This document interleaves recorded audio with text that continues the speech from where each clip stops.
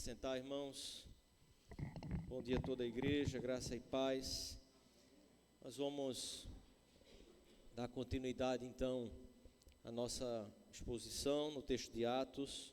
Quero pedir então que você abra a palavra de Deus em Atos capítulo 4. Vamos a partir do versículo 23 até o versículo 37, louvando ao Senhor por sua graça, sua bênção, podermos estar aqui mais uma vez, ver irmãos que retornam e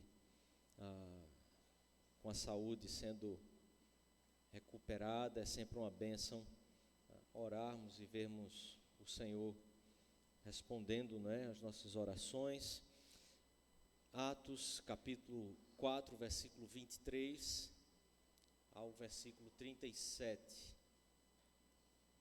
Quero chamar a atenção dos irmãos. Nós vamos ler todo o texto, pedir sua atenção e então, após a leitura, vamos orar mais uma vez e pedir que o Senhor nos conduza aqui no entendimento da sua palavra. Diz assim a palavra de Deus: uma vez soltos, deixa eu só explicar a você que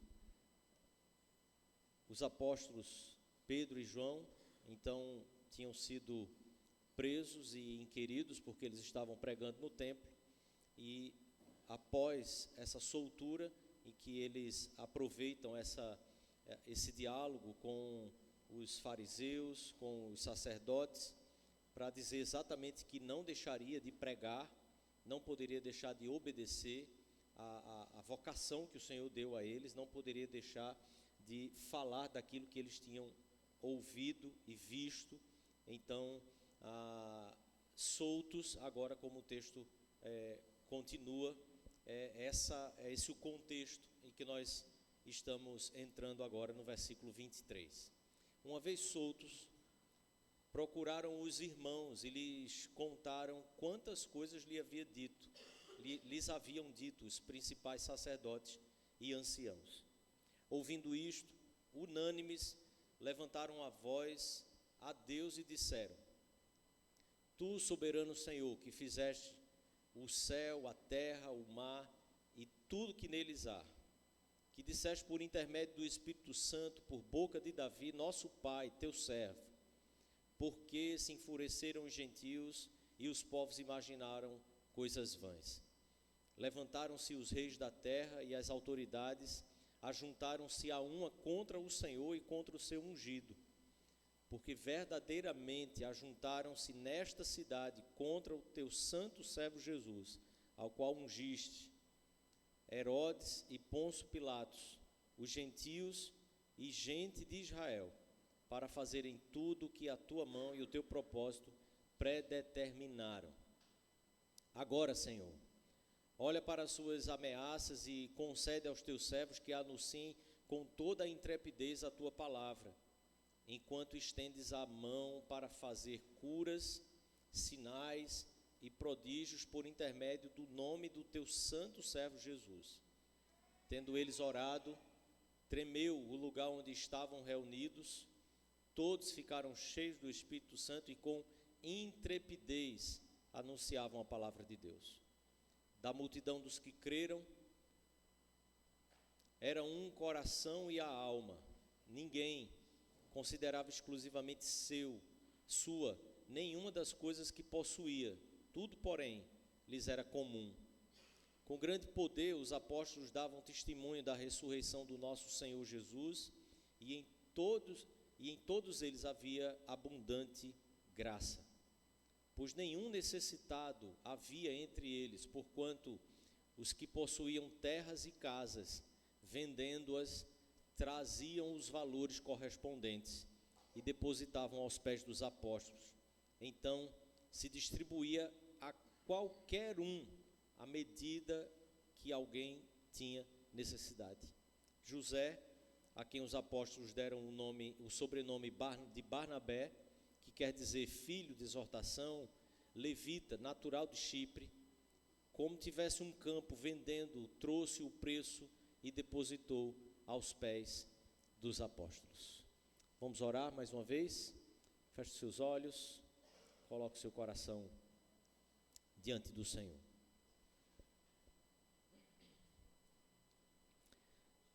Pai querido, por Tua graça e misericórdia estamos aqui, Pai, e louvamos ao Senhor por isso. Louvamos ao Senhor por Jesus Cristo, que nos abriu os olhos para lermos, entendermos, compreendermos a Tua palavra, o Teu Evangelho, a Tua salvação, a Tua condução. Louvamos ao Senhor, porque o Senhor nos deu o Teu Espírito. Rogamos que o Teu Espírito, Senhor, nos conduza hoje aqui a toda a verdade, nos iluminando os olhos e nos dando entendimento da Tua palavra. Em nome e por amor de Jesus, Pai, que rogamos aqui. Amém, Senhor. Amém. Irmãos, eu queria que você voltasse os seus olhos ao texto e queria que você observasse aqui como eu quero tratar esse texto. Primeiro, sobre o conteúdo desta oração que a igreja faz, a partir do versículo 24, e depois desse conteúdo da oração, eu queria pensar com vocês sobre as circunstâncias dessa narrativa do texto de Atos, essa narrativa sagrada que compõe também a partir do 23 até o versículo 37. Mas primeiro eu queria que você olhasse para o texto e observasse a oração, que começa no versículo 24, e observe que o conteúdo dessa oração é um conteúdo que nos ensina bastante, um conteúdo que mostra para a gente como que nós precisamos ter a nossa própria oração conduzida por toda a revelação de Deus que se dá mediante a história, no decorrer da história, mas que de forma especial Deus moveu e revelou-se ao seu povo e através do seu povo ao mundo. E essa revelação que está registrada nas Sagradas Escrituras é o que precisa ser aquilo onde o nosso coração se apoia nessa realidade do mundo, na realidade da vida, para que as nossas orações não sejam orações que procedem, que nascem do nosso próprio coração, o nosso coração que é tão confuso, o nosso coração que é tão enganoso, sendo aquilo que nos conduz diante de Deus, mas a própria palavra de Deus nos conduzindo, a própria revelação de Deus conduzindo o coração do seu povo. Lembre-se que nós tratamos aqui sobre esse mover de Deus, essa ação de Deus na história, esse ato revelacional, esse ato salvífico que faz parte da revelação, que foi a descida do Espírito Santo sobre a igreja, como um momento único na história que não se repete. Atos revelacionais são atos que Deus não repete na história. Esse ato ele está equiparado à própria crucificação de Cristo Jesus. Deus não vai ter uma nova crucificação do seu Filho. Assim então é a descida do Espírito Santo sobre a igreja. Deus não fará com que o Espírito Santo desça de novo sobre a igreja, porque ele já tornou a igreja plena da habitação do seu Espírito. Vimos então como as consequências que isso gerou, a igreja agora cheia de poder para pregar a palavra de Deus. A presença do Espírito Santo é a presença capacitadora para que a igreja do Senhor Jesus cumpra a missão e a responsabilidade que recebeu do próprio Senhor Deus em realizar a expansão do seu evangelho ao mundo. Então a igreja tem o Espírito Santo de Deus para fazer a vontade de Deus. Esse Espírito Santo que foi derramado sobre a igreja, vimos então que promove na igreja uma pregação fiel às Sagradas Escrituras, que a pregação fiel às Sagradas Escrituras geram então conversões genuínas, e essas conversões genuínas, a partir da apresentação do Evangelho, que aponta para a glória de Deus, que faz a conexão de toda a revelação, Antigo e Novo Testamento, para que então o Senhor Jesus seja apresentado com todos os seus ofícios e apresentando ao homem a condição que ele tem diante de Deus de pecador, de inimigo de Deus, para que então esse arrependimento seja gerado pelo próprio Espírito Santo de Deus.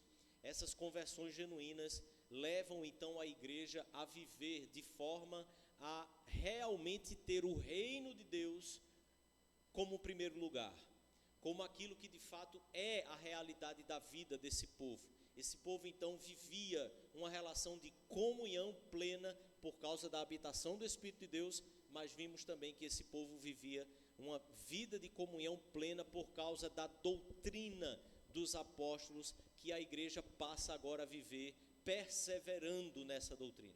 Perseverando nessa doutrina dos apóstolos, a igreja desenvolve comunhão e expansão do evangelho. Perseverando na doutrina, a igreja cuida de si mesma, cuidando dos seus próprios membros, amando e vivendo a realidade comum de cada um, não eliminando as diferenças que cada um tem, as especificidades que cada irmão tem, mas fazendo com que a realidade de cada um seja comum a todos, e isso faz então com que a igreja possa testemunhar ao mundo a partir do momento que o mundo olha para a realidade desse próprio povo, vivendo de forma com características diferentes, mas vivendo uma comunhão que só o milagre da presença do Espírito Santo de Deus é que pode promover em cada um de nós ou em cada uma das nossas comunidades cristãs espalhadas sobre a terra. Essa vida então vai gerar dificuldades, as dificuldades que a experiência de viver conduzido e guiado pelo Espírito Santo de Deus, pela palavra de Deus, vai gerar dificuldades que são internas e dificuldades que são externas. Nós vimos as dificuldades externas, então, começando a acontecer aqui, capítulo 5 de Atos, o evangelista Lucas nos dará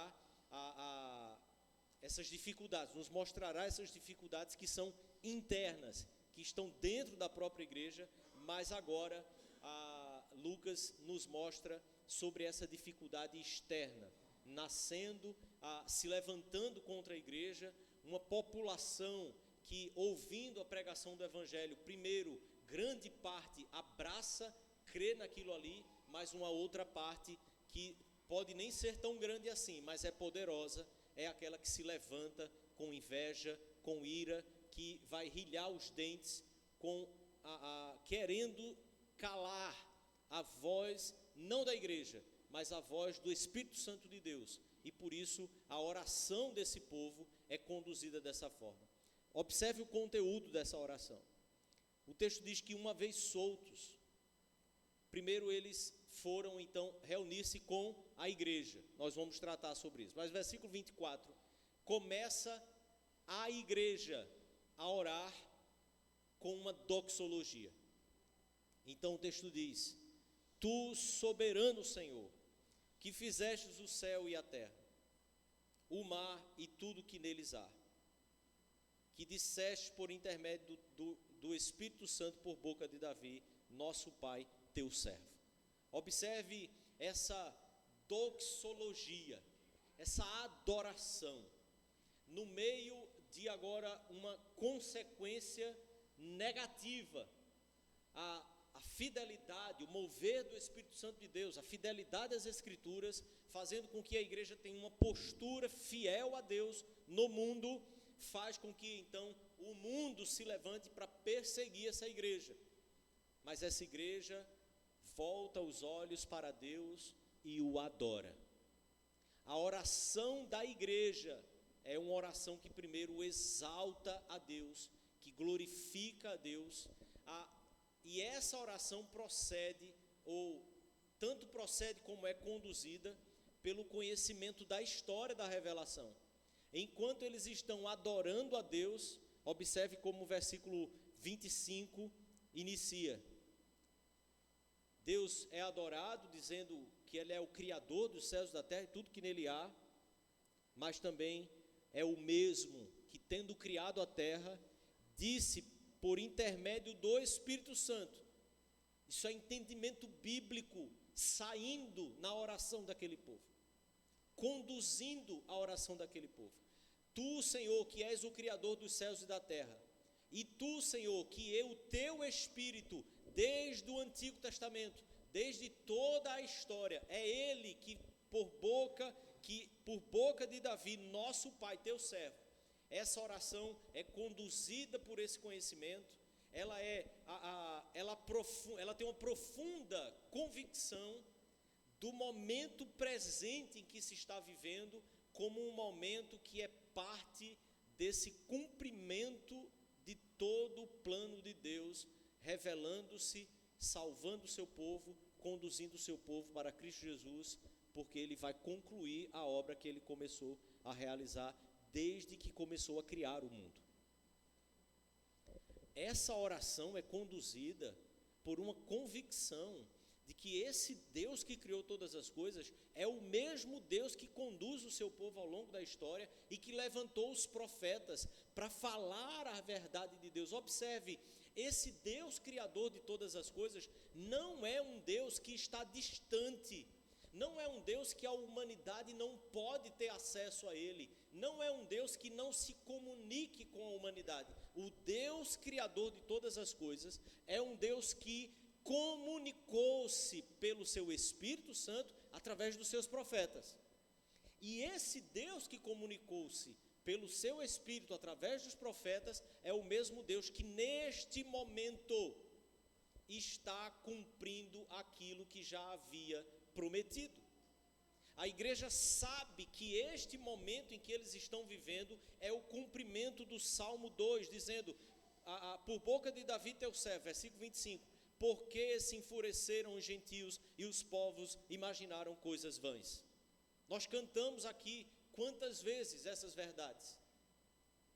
O salmista proclamando como o Senhor age diante de tudo isso, dizendo que ele se ri dos intentos das nações, tramando, tentando maquinar coisas contra o ungido do Senhor.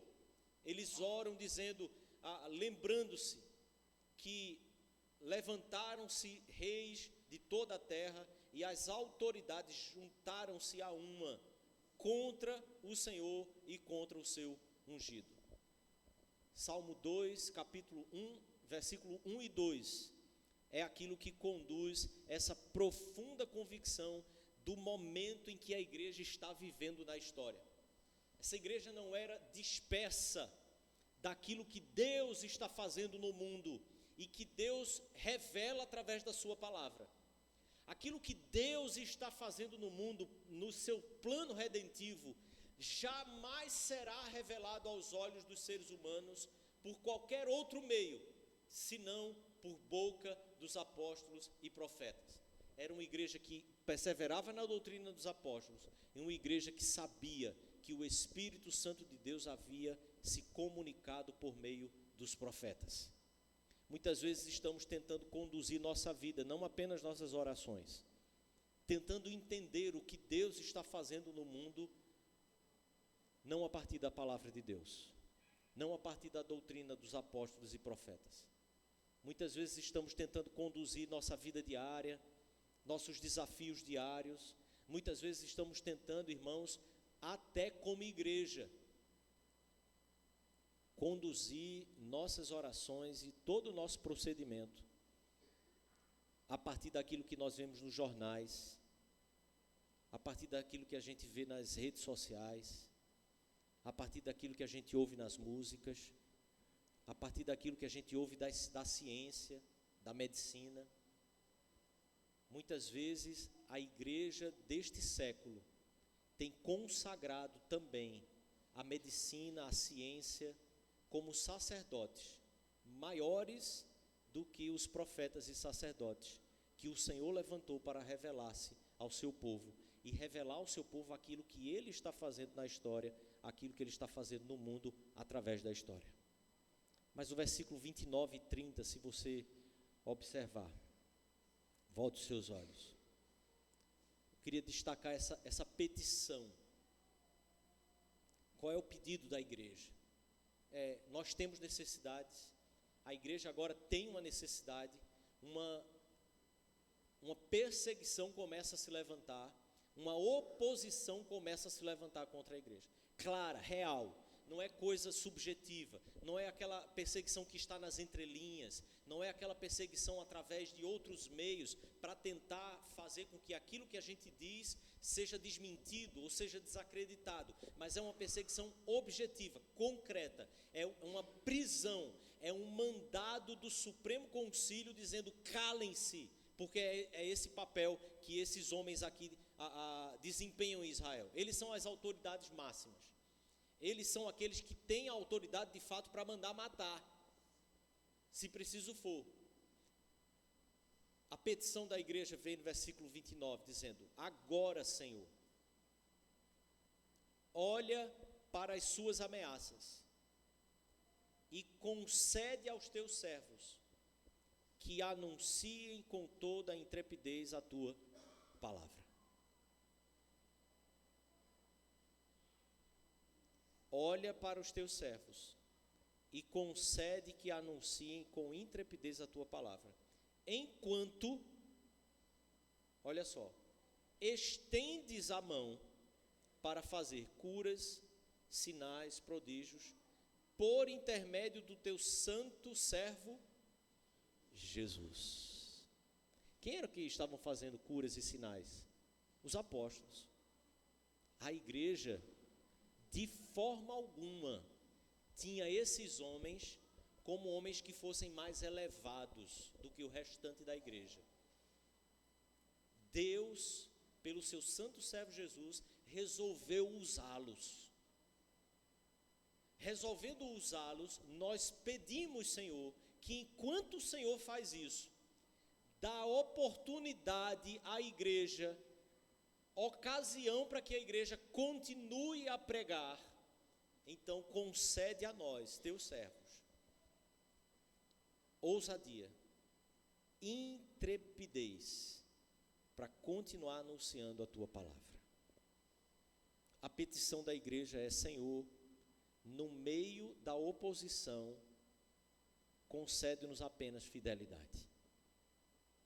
No meio de tudo que começar a se levantar de forma contrária a nós, Pai, em nome de Jesus, dá-nos essa graça de sermos fiéis. Essa igreja tinha sido impactada pela palavra de Deus.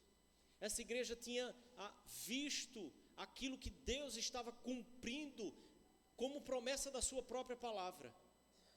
Essa igreja agora entende que ela não tem que se gastar com as outras coisas, ela precisa apenas buscar ser fiel. A luta, querido, que eu e você temos nesta vida é apenas a luta de permanecer, ser fiel ao Senhor, porque a palavra de Deus nos promete e nos garante, Ele cuida de nós. Em todas as outras coisas, em todas as nossas necessidades, é o Senhor quem nos supre, é Ele que nos conduz para pastos verdejantes, é Ele que pode tirar a ansiedade do nosso coração, quando lançamos sobre Ele as nossas ansiedades. O Senhor ensina ao seu povo em toda a sua revelação, o quanto Ele ama e cuida do seu povo, o quanto Ele protege o seu povo, o quanto Ele dá prosperidade ao seu povo. O seu povo só precisa se preocupar com uma coisa: consigo mesmo, no sentido de que só a graça de Deus para nos permitir andar em fidelidade ao Senhor.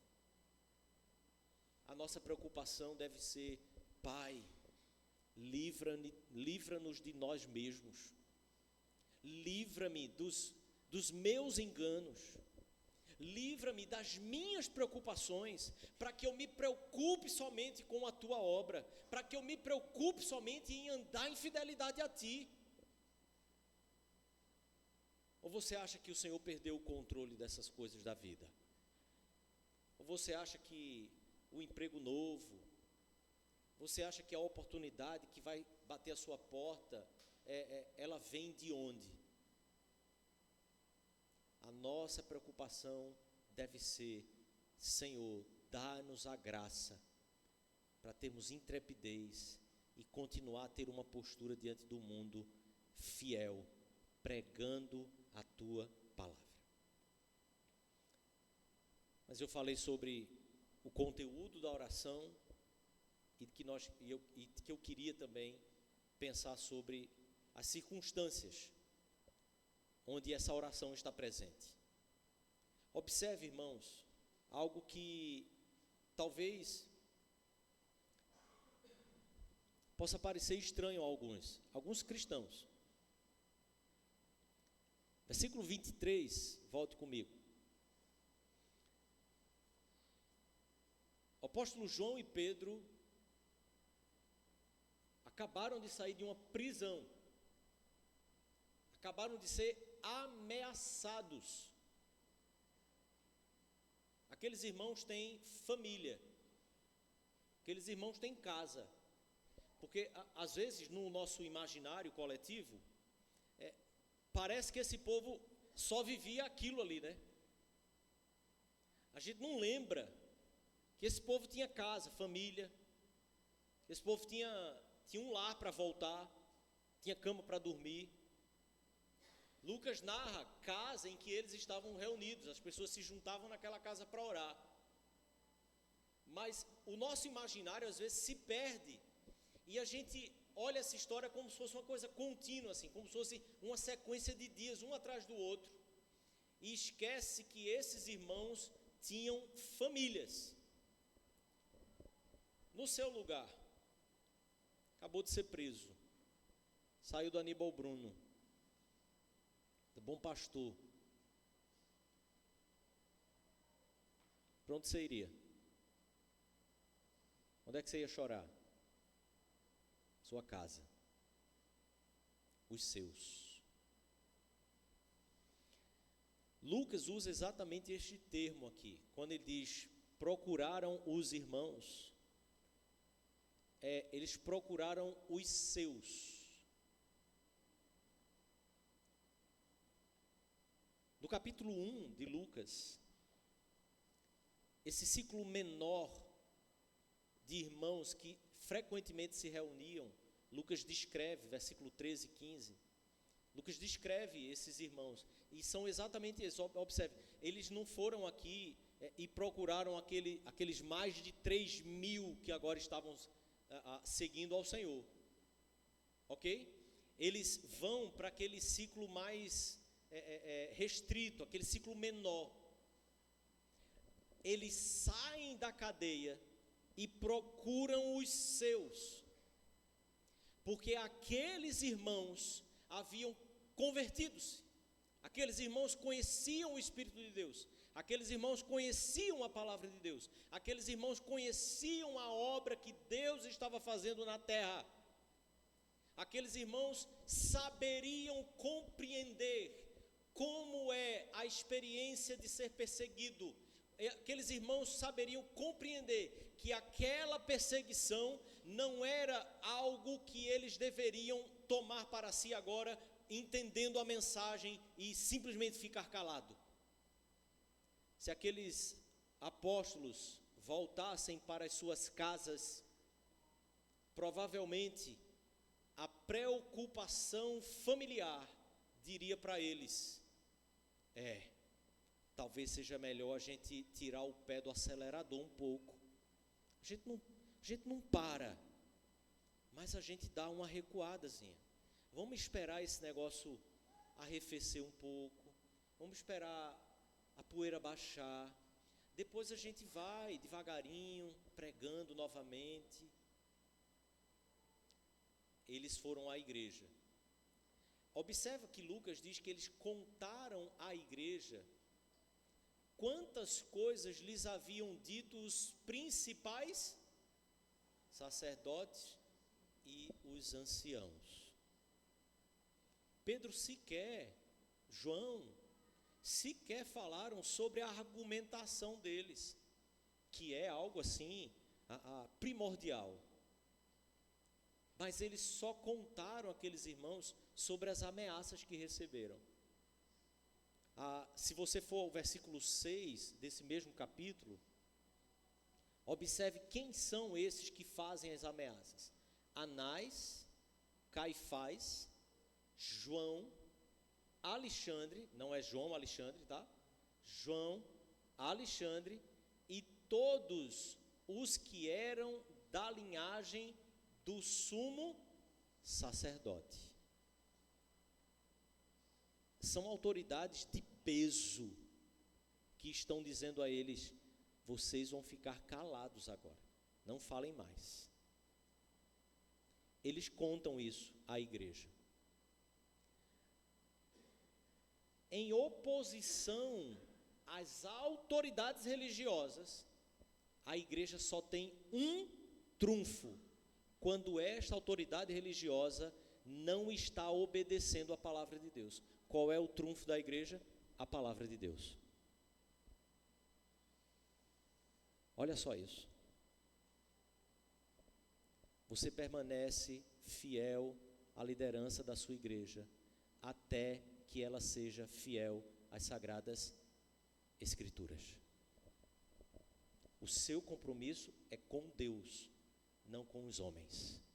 O que importa? Agradar aos homens ou a Deus? Obedecer aos homens ou a Deus? Os principais sacerdotes e anciãos estavam agora dizendo a eles: calem-se, não falem mais. A igreja então se levanta e diz: Senhor, tu que és soberano, tu que disseste por intermédio do teu Espírito Santo, por boca de Davi, nosso pai, teu servo, por que se enfureceram os gentios? Observe, a igreja entende aquilo que a palavra de Deus conduz, como a palavra de Deus a conduz, e a igreja entende então como as lideranças estão se conduzindo, se está de acordo com a palavra de Deus ou contrária à palavra de Deus. Para isso, eu e você temos que conhecer o que? A liderança, ser amigo da liderança, gostar da liderança, ter empatia com a liderança? Não. Você precisa conhecer a palavra de Deus, amar a palavra de Deus, gostar da palavra de Deus, ter empatia com a palavra de Deus. Empatia com a palavra de Deus é condenar aquilo que a palavra de Deus condena, odiar aquilo que a palavra de Deus odeia. Quando eu e você nos aproximamos e nos apropriamos da palavra de Deus, os líderes que são fiéis à palavra de Deus são os nossos líderes, e não importa se você vai com a cara dele. Amém? O conteúdo não, as circunstâncias em que essa oração também acontece. É que, versículo 24, Lucas diz que unânime a igreja orou. Observe,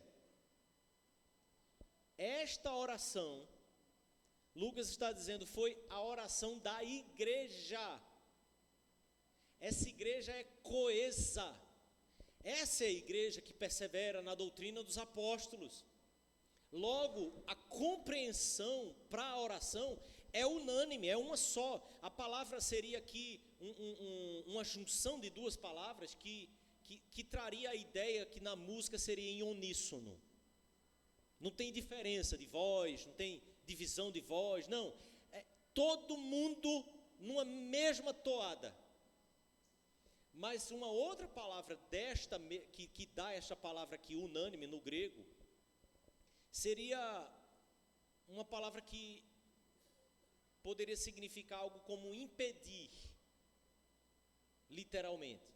É a unanimidade, a comunhão desta igreja, ela fazia com que todos orassem a mesma verdade, sendo impedidos nas questões que fossem pessoais de colocar aquilo vindo em primeiro lugar. Essa igreja que é unânime, é uma igreja que as pessoas têm as suas individualidades, elas têm as suas questões pessoais, mas pelo Espírito de Deus e pela fidelidade à palavra de Deus, a igreja tinha total facilidade de dizer assim: não, isso aqui é uma questão de opinião minha, vamos continuar então orando nesta mesma direção. A igreja orava em uníssono. Essa ideia aqui que o Dicionário Internacional de Teologia do Novo Testamento diz que a imagem aqui seria como instrumentos de uma grande orquestra sob a direção de um maestro. E o maestro aqui seria exatamente o Espírito